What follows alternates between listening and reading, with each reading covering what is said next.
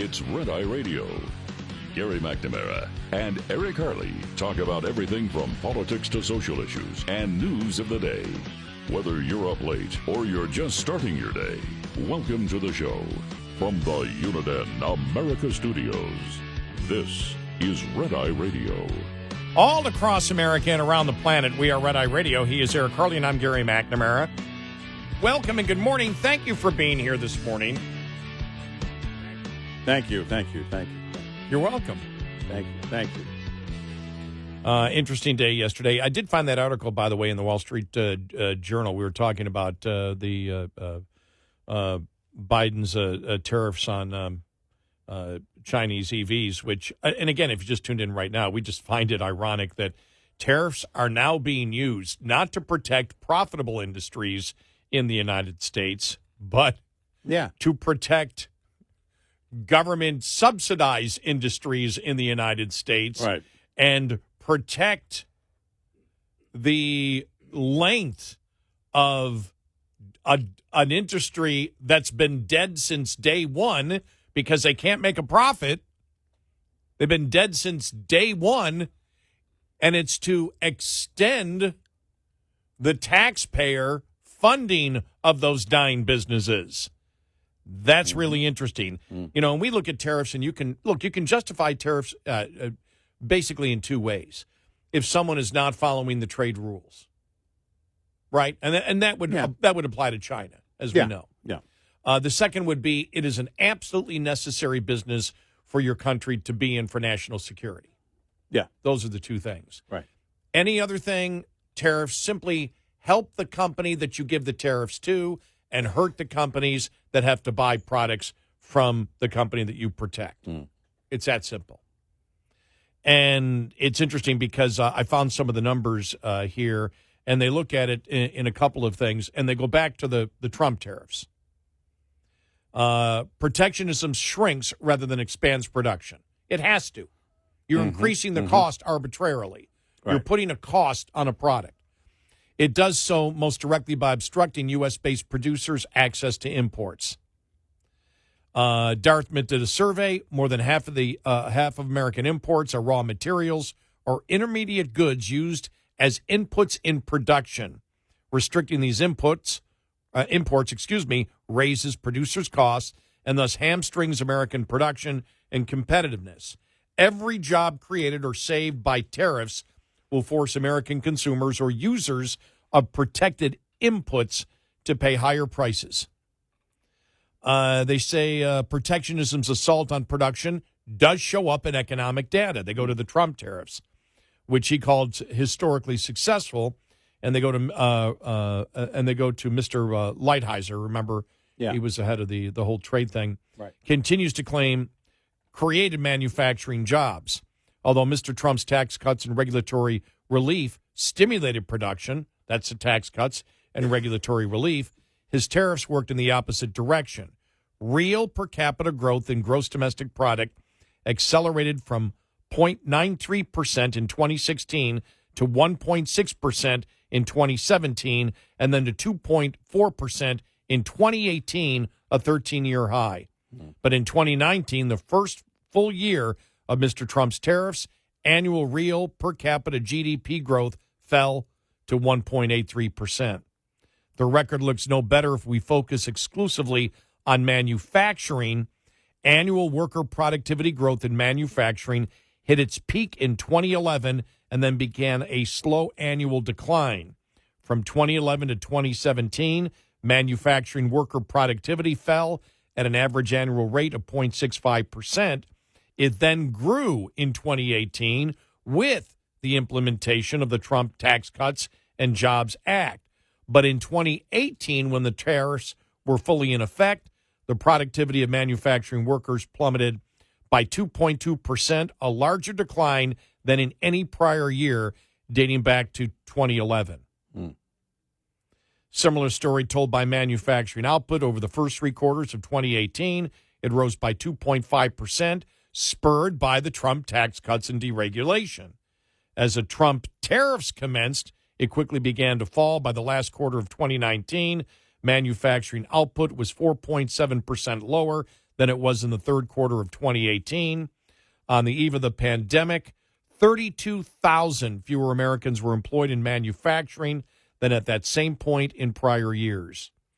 These realities are difficult to square with protectionist assertion that tariffs encourage production and create or save manufacturing jobs. The failure of those tariffs to increase manufacturing employment is no surprise, given that many American workers are employed in firms that import these key inputs. For example, the steel and aluminum tariffs that Trump put in, for an instance, created 1,000 new jobs in steel and 1,300 in aluminum. But for each American worker employed to produce steel or aluminum, 36 are employed in the production of goods that use steel or aluminum as inputs. When tariffs raised the prices of steel and aluminum, those workers got hit.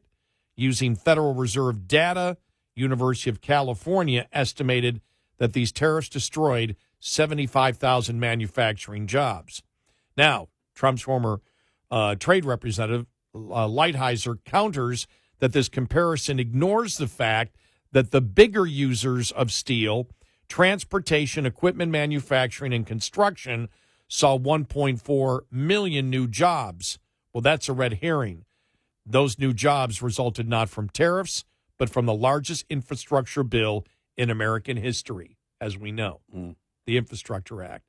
Not only did the steel tariffs implemented by Mr. Trump and retained by Biden not cause that surge in infrastructure spending that wasn't organic in the marketplace, it came from government spending of borrowed money.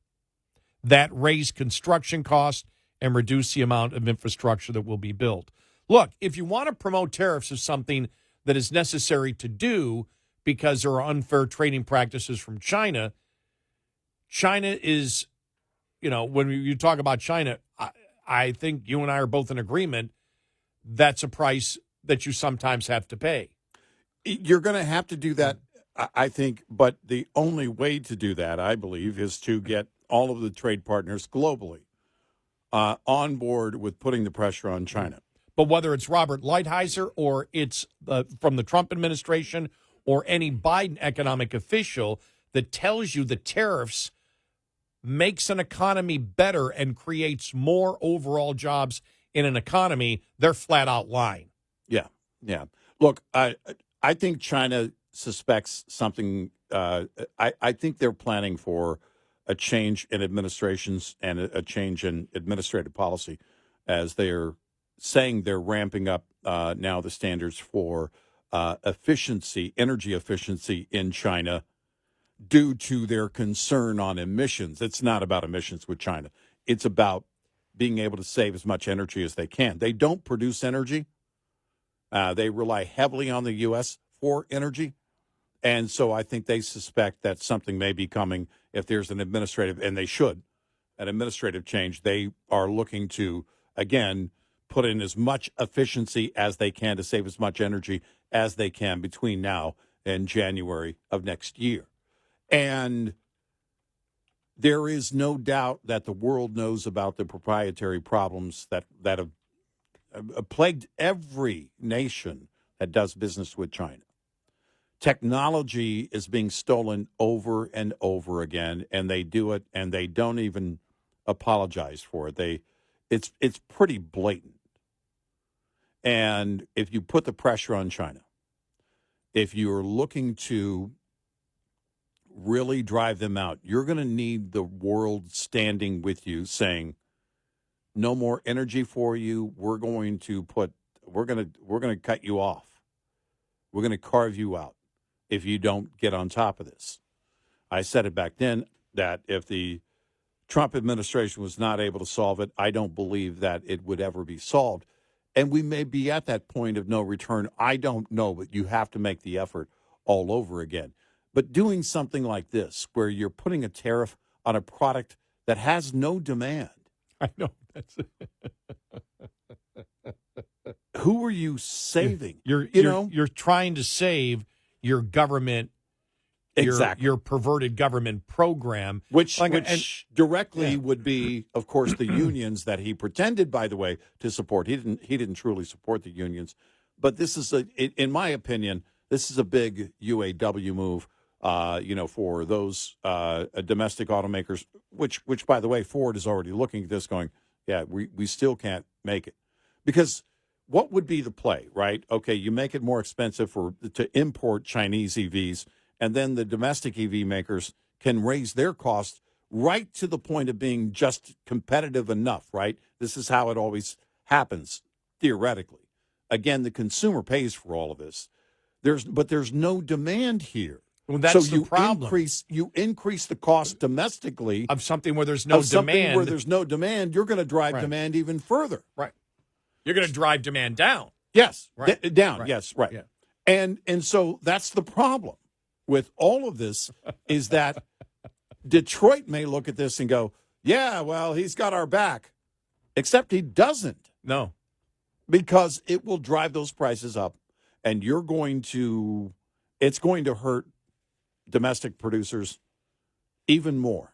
There's no way around that fact. This isn't something like steel and aluminum, where there's a demand for the products that are made from steel and aluminum. But by keeping and raising the prices of steel and aluminum, it's going to cost the OEMs more. Yes. So they've got to charge more, but they can't sell those vehicles if they charge if they charge more, because there's no demand. Well, and so you're attempting to protect your industry or your government program, but you're actually hurting it. But that's not what matters. All they care about is the symbolism between now and election day. Well, and I wondered why they acted on it this early, because, I mean, the effect of it is going to roll out fairly quickly, and it could well be felt by November. Or do they think, well, if nobody's buying EVs, it won't matter anyway? The price of EVs won't matter if nobody's buying them. If they skyrocket in price and nobody's buying them, we won't have to take the blame for that. Who knows what the thinking is here? We do know, though, it is driven to pretend like you care about domestic production, but you're talking about the production of a product that doesn't have the demand. All I want is honesty, with the Republican Party becoming more protectionist. What Trump promising to do. Yeah. What I want is I want honesty. Yeah. I want economic honesty from Republicans. I know you're not going to get it from Democrats, but if you're going to do it, you say we have to do it because China is cheating. Yeah. And you can sell that to the American public.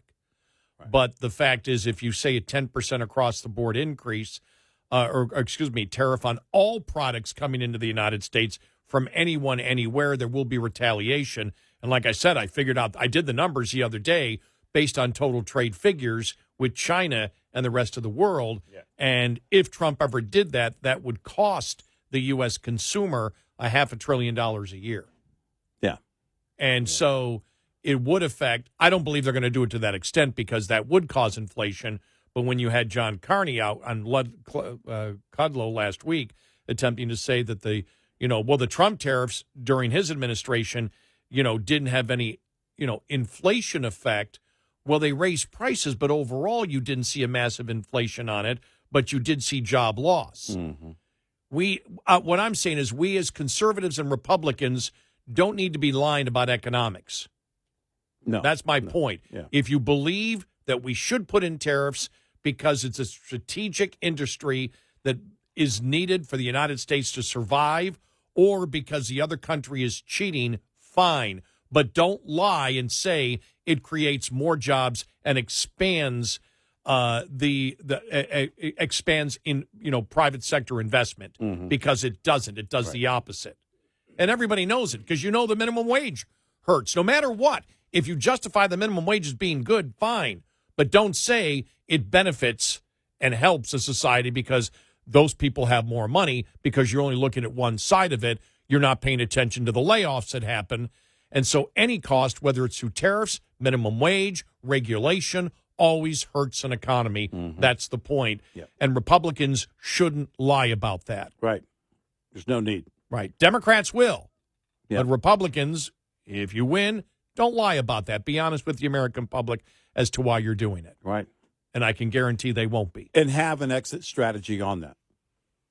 You're going to have to, if you're going to put the pressure on China, tell the American people what your entire strategy is going to be, and which means you're going to look to get a certain result, and that's part of it. But there's going to be pain. The consumer is going to feel that pain. Exporters here in the U.S. are going to feel that pain. The question is, for how long? By the way, I don't believe Trump will ever put through all those. I don't think tariffs he'll should be get able him to. approved. Yeah, I don't think so. 866-90 Red Eye. This morning's USDA Farm Report is brought to you by House Products. Tested, trusted, guaranteed since 1920. Wet weather in the eastern half of the nation this past week. We saw heavy rain concentrated over the Tennessee Valley and other parts of the southeast, but we also continue to see scattered, locally heavy rain going across the Midwest. Good news for farmers in Iowa and neighboring states impacted by drought, according to USDA meteorologist Mark Brusberg. However, it's starting to have an effect on the planting pace. Stormy weather has also been noted over previous weeks in parts of the Deep South. This past week wasn't as active as previous week, but these type of rain events during the spring and early summer are usually caused by thunderstorms and in some cases very locally heavy amounts of rain. And more rain is expected over this next week in the southeast, up to more than 4 inches in places, and potential flash flooding. I'm Rod Bain reporting for the U.S. Department of Agriculture in Washington, D.C. This report brought to you by Cenex Fuels and Lubes. Coming up, more with Gary McNamara and Eric Harley. It's Red Eye Radio.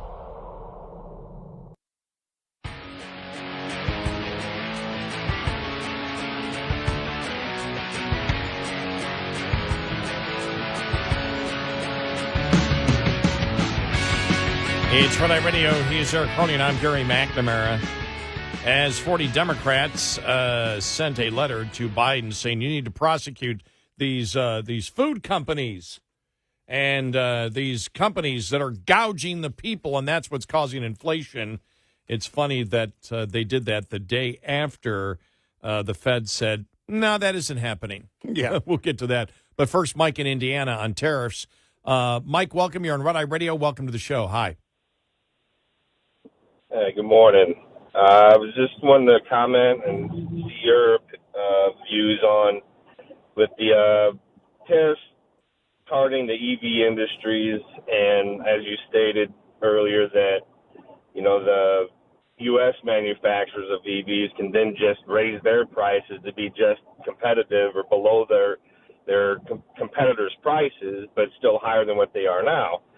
Well, I thought that one of the, desired side effects for people like me, when the EV industry came in, was to hopefully lower gasoline prices, with less demand. But Right. if they are gonna increase the price of electric vehicles, yet still subsidize them, that's not going to do anything but keep gasoline higher or at the same price or even go higher, in my opinion. I'd like to see what you guys think. Okay, well, I guess if you had a huge demand for EVs, for example, if people were buying them so that you had 70% of the market was EVs in 5 years, then gasoline prices probably would go way down. But the problem is here, is Eric, I noted it, but also Eric noted, I think, last, that you have an industry where the product is not in demand right now. Yeah. So right. How far could they actually raise prices? They might have to raise prices of gasoline-powered vehicles more in order to pay for that, because people are still willing to take out 8-year loans, 15-year loans, mortgages Right. in order to buy a gasoline vehicle instead of an electric vehicle. Mm-hmm. If it was pure marketplace and it was in demand, yes, Yeah, you might see that. you might see Right. that. But I don't think that would be a big consequence right now.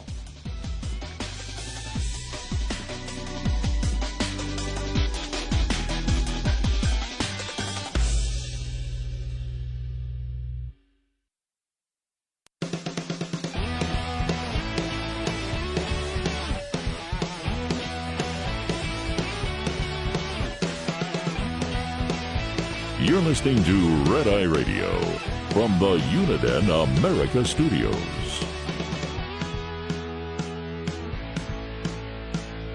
It's Red Eye Radio. He's Eric Harley, and I'm Gary McNamara.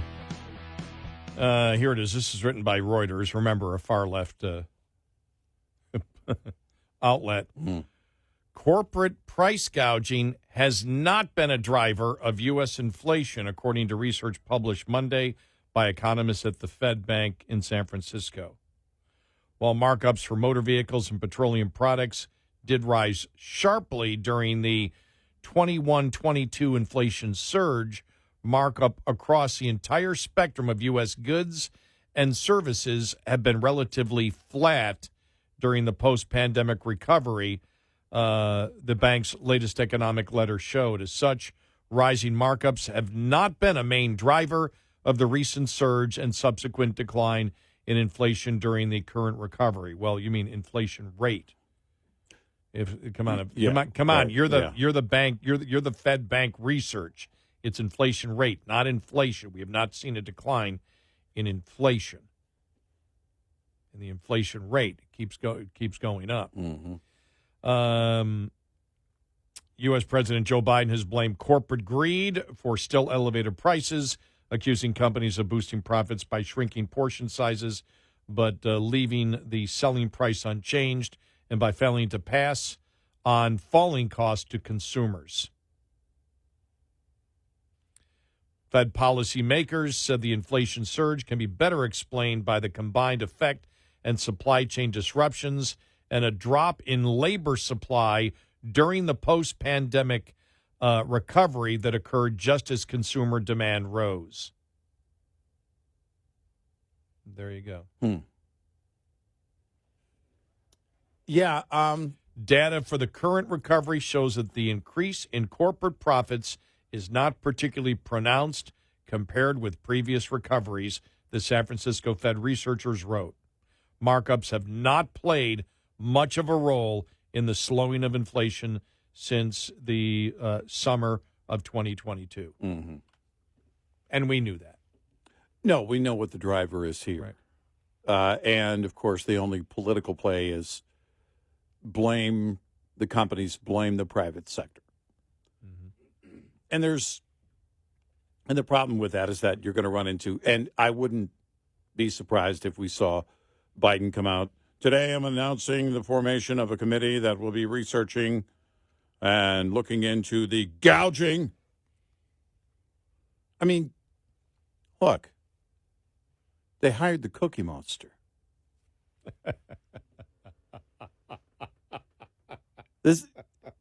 You would think this would have come first, right?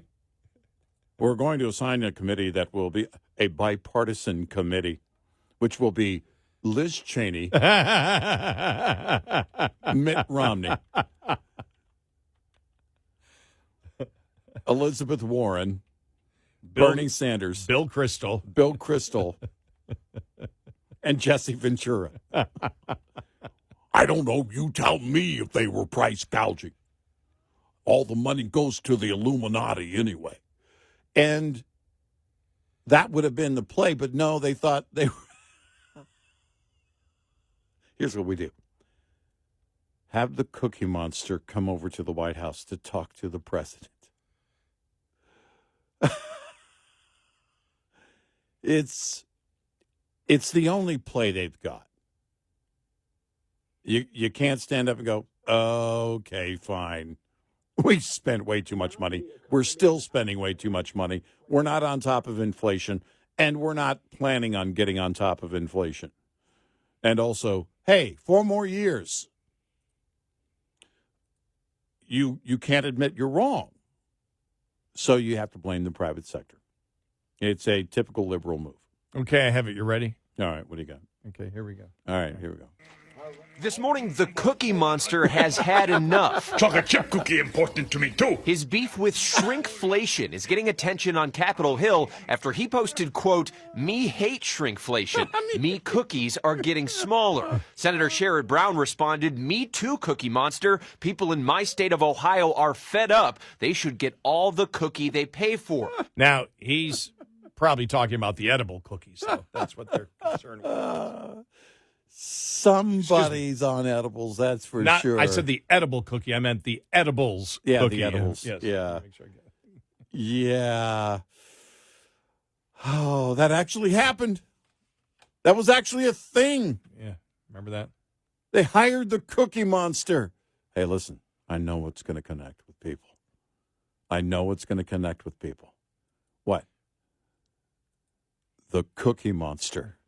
Look, we're trying to convince Democrats. We know they're idiots. We know they're children. By the way, this is what the Democrat leadership believes of the people that vote for them. Yeah. We are not calling you Right. idiots or children. That's what they believe. Right. They're children. They are idiots. The Cookie Monster can help them frame their opinion. Yeah. Yeah. By the way, a Cookie Monster, someone who has lived on Sesame Street, who's had, which, part of the PBS thing, public broadcast, supposed to be an educational program. Cookie Monster's been a part of that for 40 years, still can't complete a sentence. Me want cookie. Are you even paying attention, Cookie Monster? You actually live on Sesame Street, and you can't even put a proper sentence together. This is, again, typical of an administration that is going to blame everybody but themselves. Maybe the Cookie Monster is a good swimmer and can get a job as a lifeguard. in New Yeah, York City. maybe. Yeah, just maybe. Someone has to ask Mayor Adams, what did you mean by that? What do you mean by that?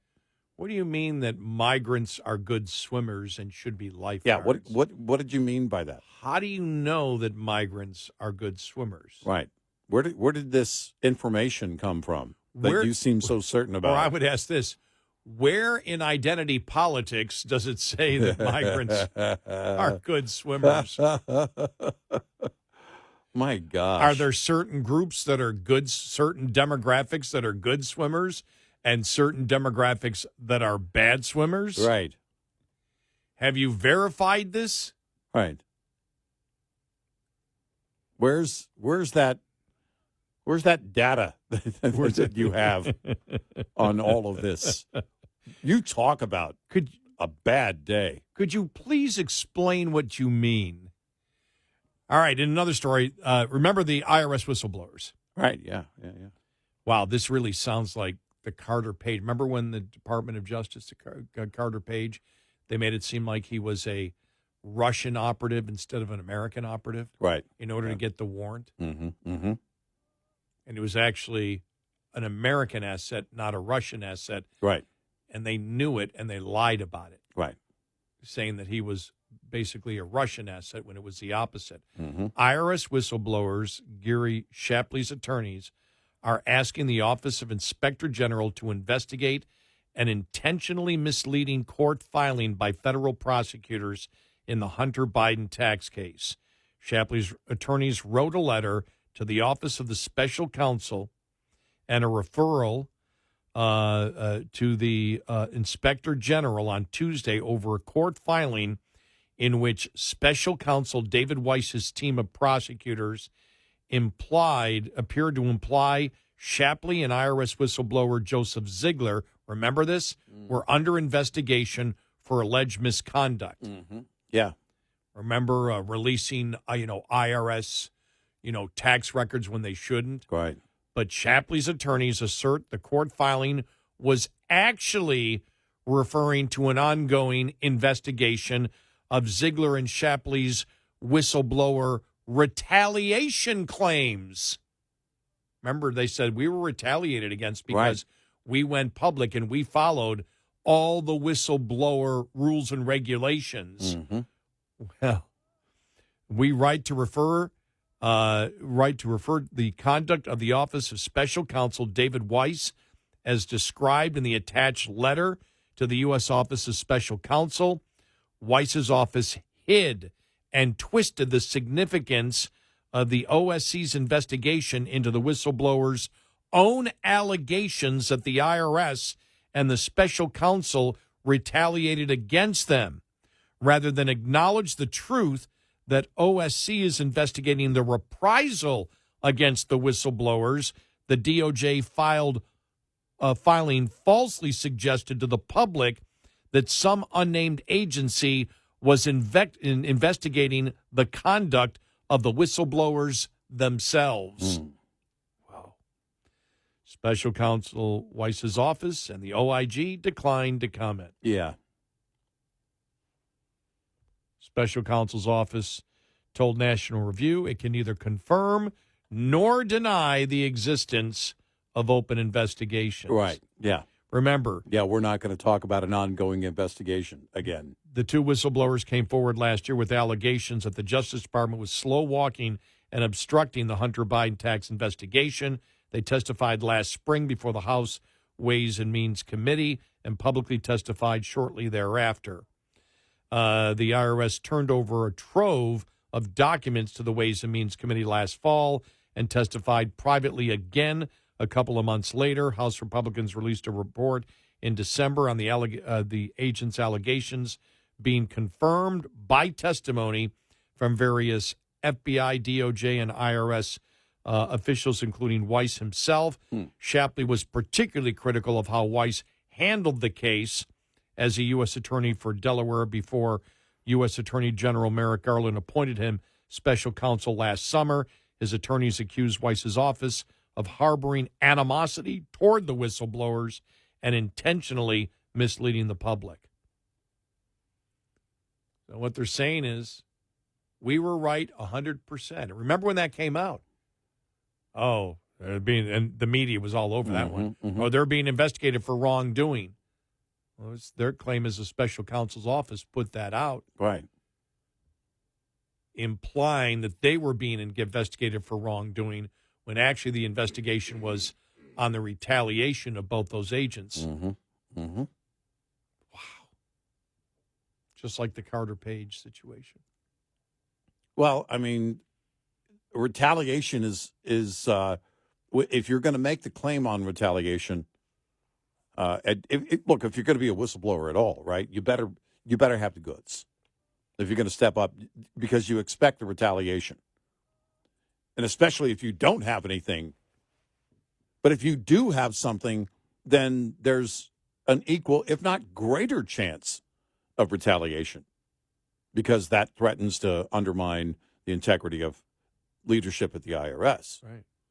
And what they're claiming is part of the retaliation is the Office of Special Counsel, right,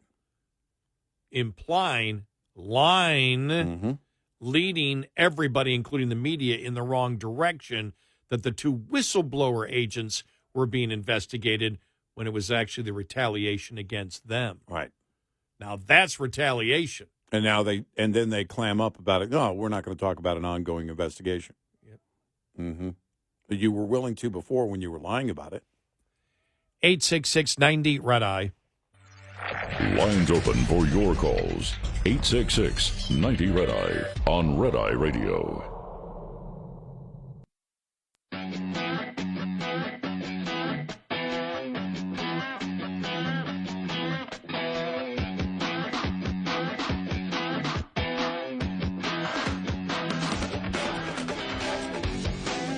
It's Red Eye Radio. He's Eric Harley, and I'm Gary McNamara. Jimmy Carter's grandson provided an update on the former president's health after he spent more than a year in a hospice care.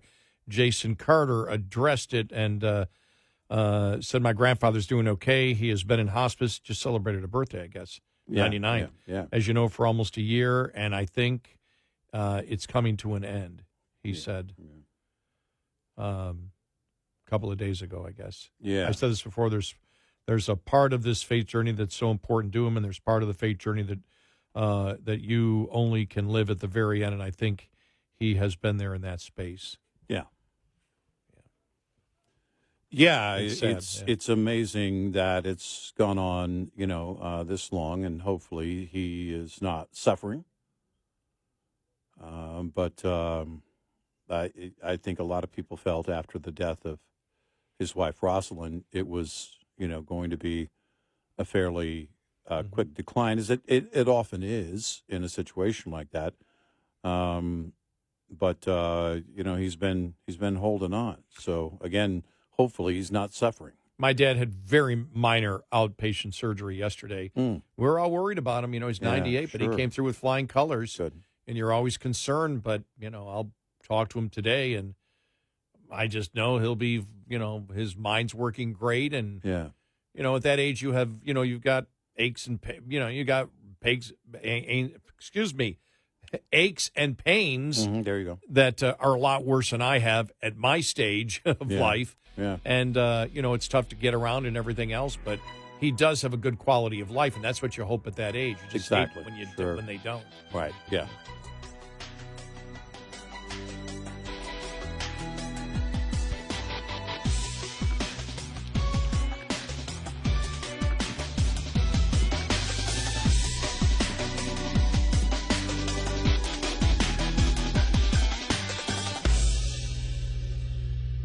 This is Red Eye Radio on Westwood One.